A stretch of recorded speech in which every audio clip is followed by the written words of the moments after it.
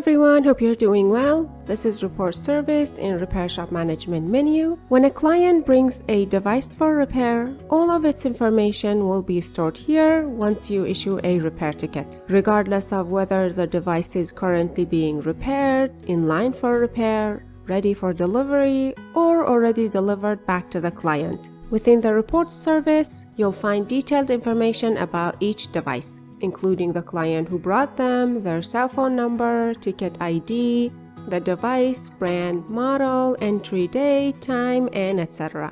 To easily find a specific information, you can use the search option to filter data based on your preferences. Additionally, the filter option offers a more precise way to access the desired information. Let's click on it. You can filter the results based on ticket number, issuer, client name, device, brand, model, in all these, and also whether the device is repaired or not. For example, let's check how many printers have been brought for repair. Printer. And let's see how many of them have been repaired. Filter. As you see, 2 printers have been brought for repair and both of them have been repaired.